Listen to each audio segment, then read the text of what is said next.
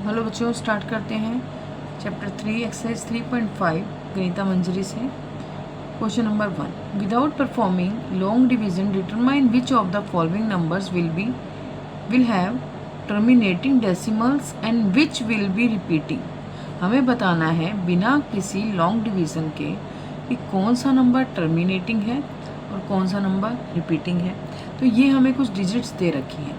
Then check your answer by explicitly performing the long division and expressing this rational number और decimal. अब ये कह रहे हैं कि आपको ये बताना तो है, लेकिन ये चेक भी करके दिखाना है, एक्सप्लेन भी करना है कि कैसे ये लॉन्ग डिवीज़न में आंसर सही है या नहीं। तो चलिए स्टार्ट करते हैं। सॉल्यूशन है, फर्स्ट इक्वेशन क्या है हमारे पास, 7/20। अच्छा मेरे प्यारे बच्चों, पहले हमें ये समझना होगा कि जिस भी डिजिट का जो एलसीएम है डिनोमिनेटर का, अगर वो एलसीएम 2 और 5 आता है तो आंसर क्या होगा, टर्मिनेटिंग होगा। और अगर ऐसा नहीं आता तो आंसर क्या होगा, रिपीटिंग होगा। चलिए स्टार्ट करते हैं। तो सॉल्यूशन क्या है, if denominator have factor of 2 and 5, so it is terminating। ठीक है, अब देख भी लेते हैं।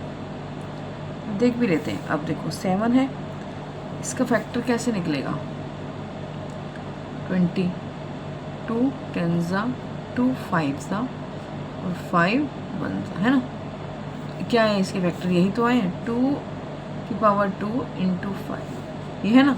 इसका मतलब क्या है, इट इज टर्मिनेटिंग, यही बोला ना। ठीक है, अभी क्या है, चेक भी करके दिखाओ, कोई बात नहीं, हम चेक भी करके दिखा देते हैं। आंसर क्या है, 20 A7। ठीक है, 0 पॉइंट, जैसे 70 लगाया 3 तो कितना आ गया, 60। अब बचा 10, डेसिमल ऑलरेडी था। 100 किस पे आता है, 100 5 पे। तो मेरे प्यारे बच्चों, आपको समझ ही आ गया कि किसका है। तो हम क्या लिखेंगे, 7/20, जिसकी लॉन्ग डिवीज़न परफॉर्म हमने की थी, तो आंसर क्या आया था, 35। सो और ये भी हमने देख लिया फैक्टर क्या हुए इसके, तो हमें पता लग गया ये टर्मिनेटिंग है। ठीक है, आगे शुरू करते हैं। अगला जो सेकंड डिवीज़न है, इसकी सेकंड इक्वेशन है, वो है 14/15। 14/15 है ना, सेम वही। इफ डिनोमिनेटर पहले इसका एलसीएम लेके देख लेते हैं। ठीक है ना, पहले एलसीएम लेके देख लेते हैं। 15 का डिनोमिनेटर क्या है, 15 के फैक्टर्स क्या हैं, 3 5 5 1। अब इसके इक्वेशन क्या आ गई मेरे पास, 4/3 इंटू 5। तो क्या, if denominator have factor of 3 and 5, so it's repeating number है। अब इसको परफॉर्म भी करके देखना है, तो परफॉर्म भी कर लेते हैं, कोई बात नहीं जी। आंसर क्या है, 15 के टेबल में 4 तो आता नहीं है ना, तो क्या बन गया, 40, 2 30, 10 आया, पॉइंट था, 6 90, 10 आया, पॉइंट था, 100 बना, फिर 6 90। बस ये रिपीटेशन इसकी चलती रहेगी। तो आंसर क्या आएगा, मिल गया ना हमें, क्या है ये, रिपीटिंग है। तो आंसर क्या आया, 0.26 बार, 0.26 बार। ठीक है, आई होप आपको ये चीज़ क्लियर हो गई होगी। बढ़ते हैं थर्ड पार्ट की तरफ। इसके थर्ड पार्ट क्या है इसका, 13 to 50। देखो वैसे भी देख के ही पता लग रहा है इसके फैक्टर 5 और 0 होंगे। क्यों, क्योंकि लास्ट में क्या है, 0 है, और 0 किससे डिवाइड होता है, 2 और 5 दोनों से ही जाता है, तो ये टर्मिनेटिंग होगा, 110% होगा। तो पहले चेक कर लेते हैं इसके फैक्टर्स क्या हैं। 250 के फैक्टर्स हैं हमारे पास, 2 1 ज़ा 2, 2 2 ज़ा 4, 2 5 ज़ा 2, सॉरी 5 से जाएगा, 5 से 5 2 ज़ा 5 5 ज़ा 5 से जाएगा, 5 5 ज़ा 5 से जाएगा, 5 5 ज़ा। ठीक है, क्या निकले इसके फैक्टर देख रहे हो, 2 इंटू 5 की क्यूब, है ना। अच्छा, अगर खाली सिर्फ इसके फैक्टर्स 2 ही 2 होते हैं तो भी टर्मिनेटिंग होता, और अगर खाली 5 ही 5 होता तो भी ये क्या होता, टर्मिनेटिंग होता। ठीक है, अब ये तो हमने देख लिया, एलसीएम लेके अब डिवाइड करके भी देख लेते हैं जी। 250 13, 0.130 तो नहीं जा सकता, फिर 0 आया, 1300, आंसर होगा 5 ज़ा 1250,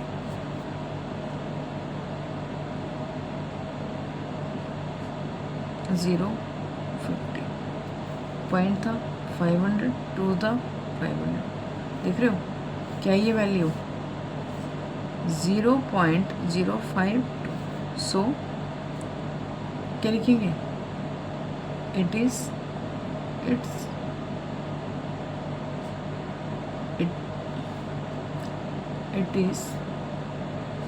टर्मिनेटिंग इक्वेशन।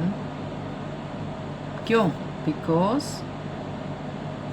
डिनोमिनेटर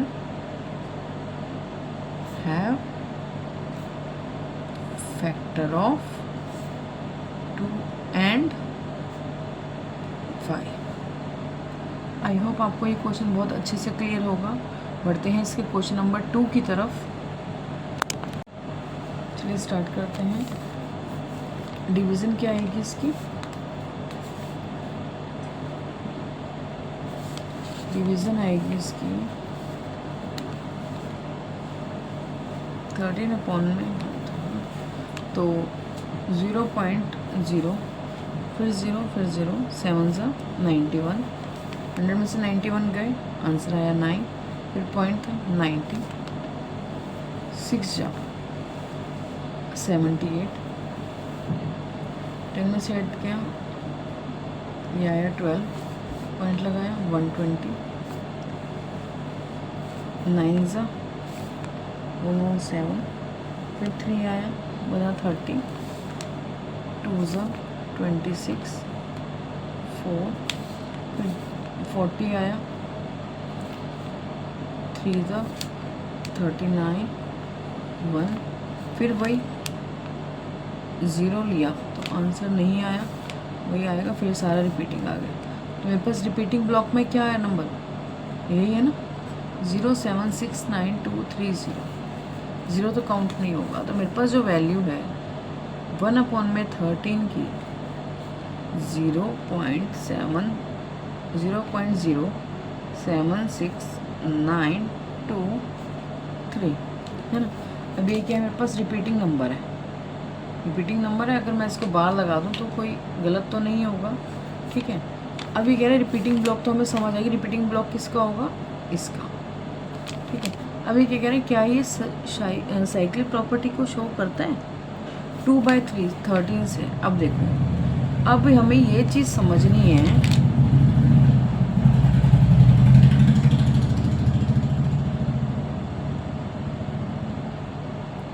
अब हमें ये चीज़ समझनी है कि साइक्लिक प्रॉपर्टी होती क्या है। साइक्लिक प्रॉपर्टी वो होती है, ये जो नंबर हैं सेम यही नंबर रिपीट होंगे उसके अंदर।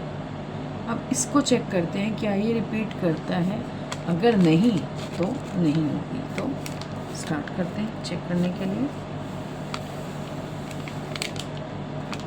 डिवाइड 13 को 2 से, 0.20 हो गया, 1 ज़ा 13, 7 पॉइंट था 70, 5 ज़ा 65, 5 बचा, पॉइंट आया 50,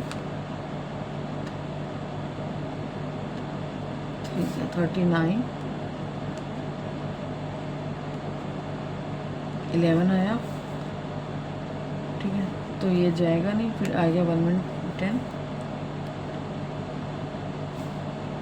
8 पे आएगा 104, बचा 6, ये बना 60, 4 जा 52, फिर आया 8 तो बना 80, 6 जा 78, बचा 2। अब देखो ये रिपीट होना शुरू हो जाएगा, 2 आ गया ना, तो यानी कि इसकी वैल्यू क्या आ रही है 0.153846। क्या इसमें से नंबर रिपीटिंग है? नहीं है ना, तो no, it's not show cyclic property, ठीक है, नहीं शो कर रही ना। अभी कह रहे हैं अगर आपने इवेल्युएट किया है 2/13 को, तो आप इसको भी कंप्यूट करके देखो ना, इसको भी करके देखो क्या ये है, ठीक है, इसको कर लेते हैं जी। 3/30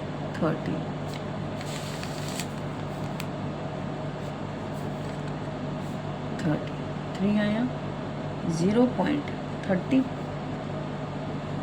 0.30, 2 26 आया, 4 बना 40, 3 39, फिर बना 1, तो ये आया 0, क्योंकि 0 पे नहीं आएगा, फिर हमने लगाई 0 दोबारा से, तो 7 91, फिर 100 में से 91 गए, 9 आया, फिर डेसिमल 90, फिर आएगा 6 7 13, 6 78, 6 78, फिर आया 12, फिर देखो ये यहाँ पे डिजिट जो थी हमारी यहाँ तक बन चुकी है, यानी कि ये डिजिट हमारी यहाँ पर 0.23076, ठीक है। अभी 12, ये 120 यानी कि 117, 9 पे ऑलमोस्ट 679, 117, तो फिर आया 3, फिर ये रिपीट होना शुरू हो जाएगा। ये देखो अभी देखो, अभी इधर देखो, इसको नोटिस करो, 076923, अभी 23 क्या हो गया, आगे आ गया 769 रिपीट हो रही ना, डिजिट रिपीट हो रही, तो yes it's relate to cyclic property, है ना। अब 4 का करके देखते हैं, 4 का करके देख लेते हैं।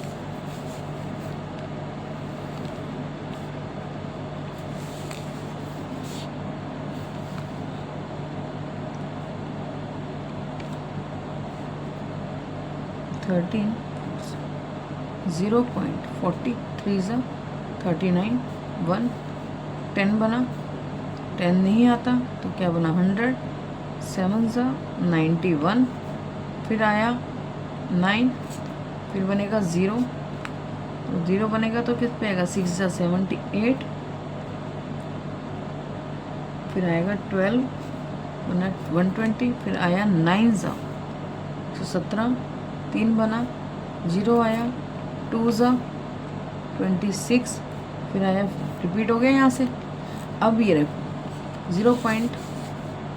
0.30762, अब इधर देखो क्या डिजिट थी यहाँ पे, आप देखो 30 आ गया, 769 और 2 यहाँ पे चला गया, so it's also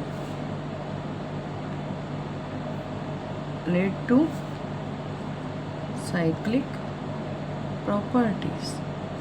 I hope आपको ये क्वेश्चन अच्छे से समझ आ गया होगा। चलिए स्टार्ट करते हैं question number 3। Classify the following numbers as rational और इरेशनल। ये कह रहे हैं हमें बताना है कि जो नंबर हैं जो दिए हैं वो रैशनल है या इरेशनल है। अगर वो रैशनल हैं तो उसको एक्सपेक्ट करना है फ्रैक्शन के साथ, अगर इनकेस वो रैशनल है तो बताना है।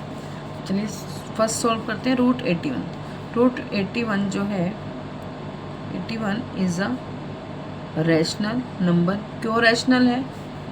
Because it is a perfect square of 9, है ना। 81 किसका फैक्टर होता है? 9 का ही तो होता है, परफेक्ट स्क्वायर ऑफ 9। ऐसे √12 जो है, √12 is not a perfect square, so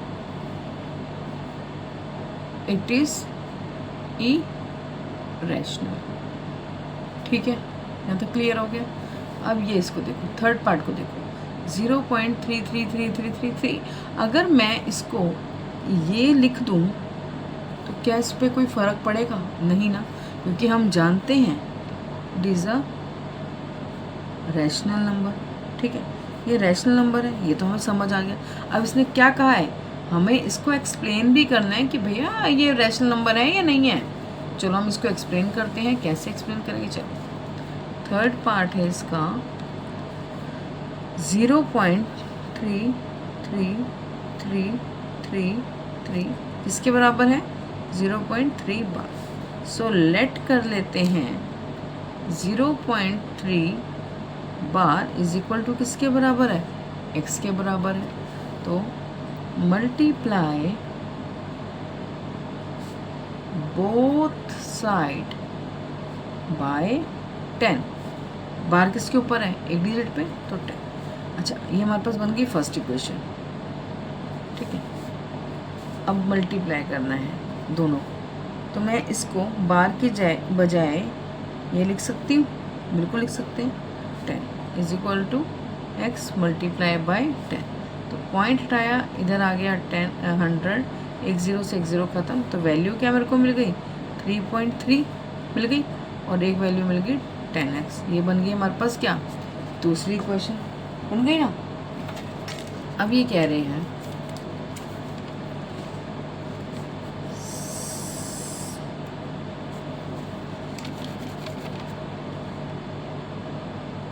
subtract first equation from second, है ना। सेकंड इक्वेशन से हमें इसको क्या करना है? सब्ट्रैक्ट करना है। अब सब्ट्रैक्ट करेंगे तो क्या आएगा? 3.3 में से माइनस करूँगी 0.3 को, और 10x में से माइनस करूँगी x को। यही आएगी ना डिजिट। तो कितना आएगा? 3 आ गया, और यहाँ पे आ गया 9x। क्या आया? 9x आया। तो 3/9 इज इक्वल टू x। 3 1 ज़ा 3/3। x की वैल्यू क्या आ गई? 1/3। अब हम इसको चेक कर लेते हैं, क्या ये सही आंसर था या नहीं। क्या सही आंसर था या नहीं? तो यहीं पे आप हल्का से यहाँ पे देखते हैं, चेक करके रफ एरिया में क्या आया था? 1/3 1 आया, नहीं जाता, ठीक है। 3 ज़ा 9, फिर 1 आया, 10 बना, 3, बस ये रिपीट होता रहेगा। तो इसका मतलब क्या है? आंसर हमारा बिल्कुल ठीक है। ठीक है, बढ़ते हैं इसके फोर्थ पार्ट में। फोर्थ पार्ट क्या कह रहा है? 0.12345 12345 123। अब ये क्या है? ये एक रिपीटिंग नंबर है तो रैशनल, लेकिन रिपीटिंग। चलिए इसको सॉल्व करते हैं। चलिए स्टार्ट करते हैं। क्या लिखेंगे? सॉल्यूशन 0.1235 बार आ गया। क्यों बार आया? क्योंकि डिजिट सारी सेम थी। It is a rational number. Rational number है। रैशनल नंबर जैसे ही डिक्लेयर किया उसको एक्सप्लिक भी करना है, एक्सप्लेन भी करना है। तो लेट कर लिया 0.12345 बार किसके बराबर है? x के। तो मेरे पास क्या बन गई है? फर्स्ट इक्वेशन बन गई ना। मल्टीप्लाई बोथ साइड बाय, किससे अब मल्टीप्लाई होगा? कितनी डिजिट्स हैं बार वाली? 5। तो 0 कितनी आएंगी? 5। तो मल्टीप्लाई बाय 50 आ गई, समझ आ गया।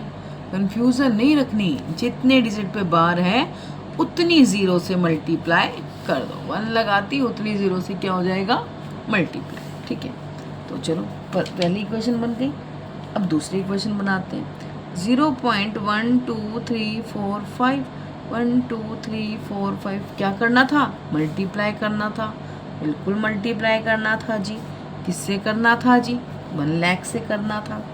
x मल्टीप्लाई 1 लाख हो गया जी, बिल्कुल हो गया।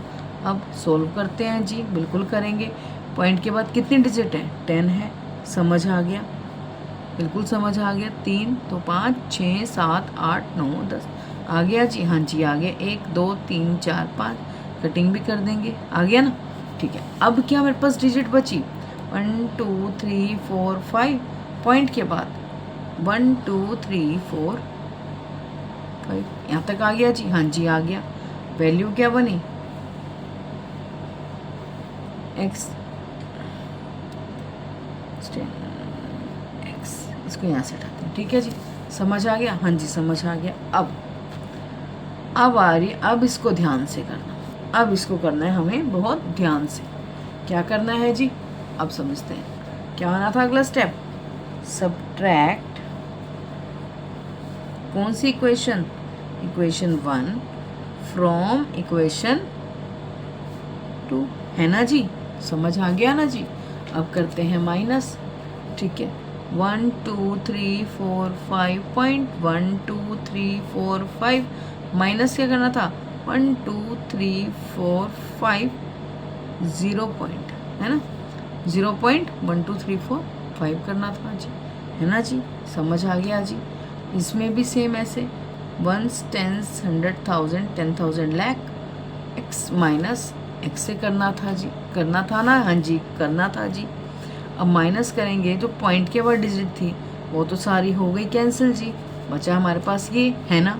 ठीक है, अब इसमें से क्या बचेगा, 1 10 100,000 10,000, ये बचा जी हमारे पास x की वैल्यू।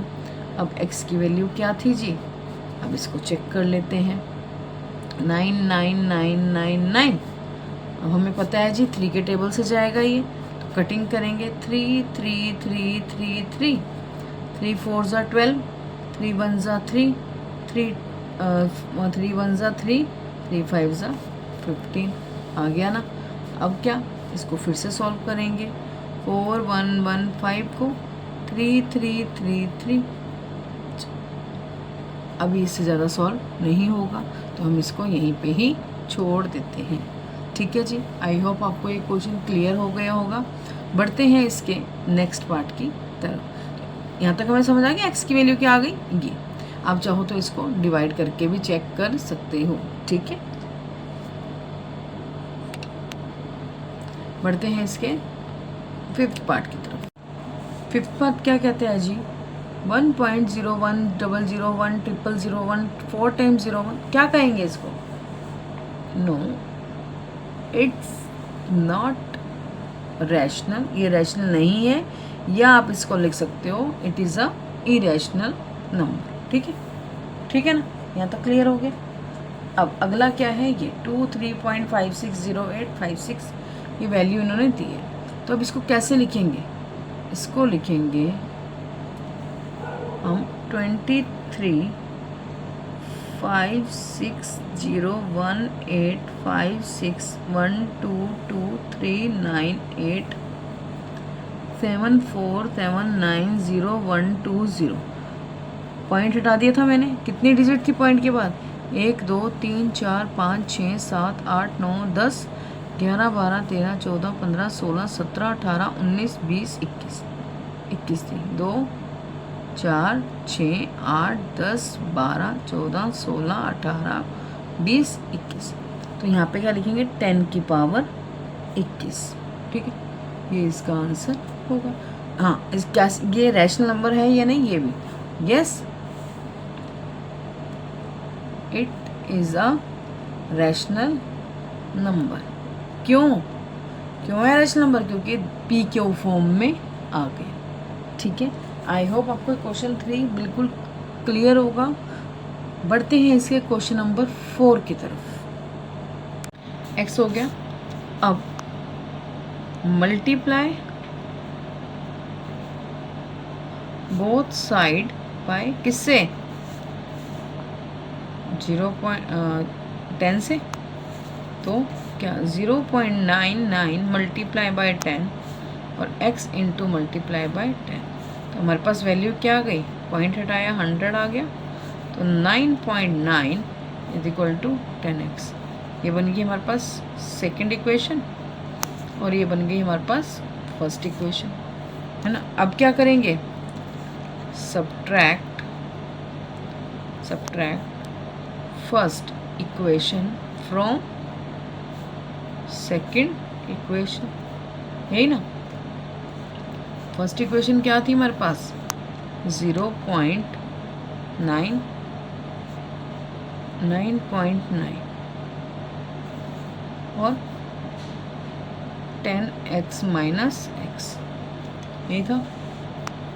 9 में से ये चला गया तो 9 आया, और यहाँ पे भी 10x में से x गया तो 9x आ गया, तो 9/9 कितना आ गया, x की वैल्यू कितनी आ गई, 1 ही तो आ गई।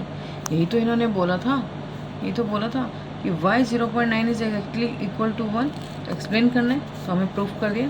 सो hence proof that 0.9 is equal to 1। ठीक है, ठीक है, मीन्स प्रूफ हो गया ना कि 0.9 जो है इक्वल है किसके, 1 के। ये कह रहे थे ना, ये तो बोला था, प्रूफ कर दिया हमने।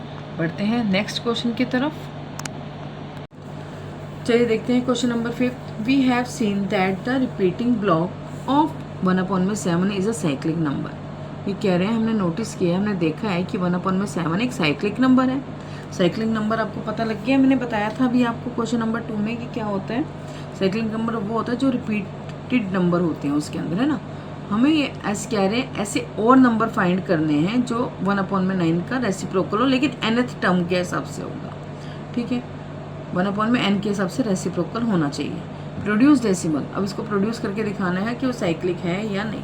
तो इन्होंने कहा सबसे पहले 1/7 को देखते हैं, सोल्यूशन लेते हैं किसका, 1/7 को। तो चलिए डिवाइड करके देखते हैं जी। 7 की टेबल में 1 तो आता नहीं है, नहीं आता ना, तो क्या बन गया 10, 1 सा 7, 3 पॉइंट है तो 4 सा 28 आया। फिर आ गया हमारे पास 2, फिर ये बन गया 20, तो 2 सा 14 आ गया जी। यहाँ पे आ गया 6 पॉइंट था 60, 7 8 जा 56 आ गया जी।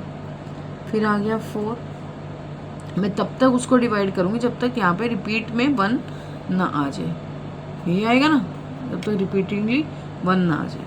तो ये हो गया 40 यानी कि 5 ज़ा 35, फिर 5 आया, बन गया 50, 7 जा 49। देखो आ गया ना ये 1, यानी कि अभी सारी डिजिट क्या होगी, रिपीट होगी। मेरे पास वैल्यू क्या आ गई, 1 4 2 8 5 7। इसको मैं बार दे सकती हूँ, बिल्कुल दे सकती हूँ। अगर मैं 2/7 को भी देखूँ तो मेरे पास वैल्यू क्या होगी, 1/7 है ना, तो 1/7 की जो वैल्यू होगी, अगर मैं उसको 2 से मल्टीप्लाई करती हूँ तो मेरे पास आंसर आएगा 285714। ऐसे ही अगर 3/7 को करती हूँ, 1/7 को अगर मैं मल्टीप्लाई करूँगी तो मेरे पास आंसर आएगा 0, सॉरी यहाँ पे 0 था, 0.428571 आएगा। ऐसे ही 4/7 को करेंगे तो 1/7 को 4 से मल्टीप्लाई करेंगे तो 0.571428।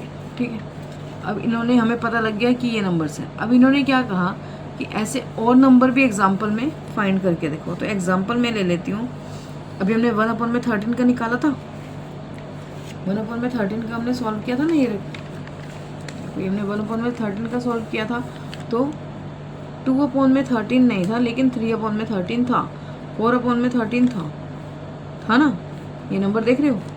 तो हम क्या ले सकते हैं, एक एग्जाम्पल तो हम ये भी ले सकते हैं, ये भी ले सकते हैं, है ना। लेकिन क्या कह रहा है, इसका रेसिप्रोकल क्या होना चाहिए, 1/n। तो 1 नहीं है, तो यहाँ पे क्या है 4, तो इन दोनों को काउंट नहीं करेंगे, हम सिर्फ लेंगे क्या 1/13। 1/13 हो गया। ऐसे ही 1/19 भी होता है। तो ये एग्जाम्पल हमें मिल गए। तो n टर्म क्या होगी मेरे पास, n नंबर्स क्या हो गए मेरे लिए 13 और 19। ऐसे 1/17 भी हो सकता है। बहुत सारे ऐसे नंबर हैं जो साइक्लिक नंबर्स को रिप्रेजेंट करते हैं। तो मैं 13 और 19 ले रही हूँ, आप 17 भी ले लो, चलो 1/17 भी ले सकते हैं हम, तो 17 भी हो सकता है। आई होप आपको ये एक्सरसाइज बिल्कुल अच्छे से समझ आ गई होगी। कोई भी डाउट है तो आप मुझे कमेंट सेक्शन में कमेंट कर सकते हैं, आपको अलग से समझा दिया जाएगा। बढ़ते हैं नेक्स्ट एक्सरसाइज के लिए अगली वीडियो में। तब तक के लिए टेक केयर, बाय। ध्यान रखिए, शेयर कीजिए, लाइक कीजिए और सपोर्ट कीजिए, सब्सक्राइब कीजिए।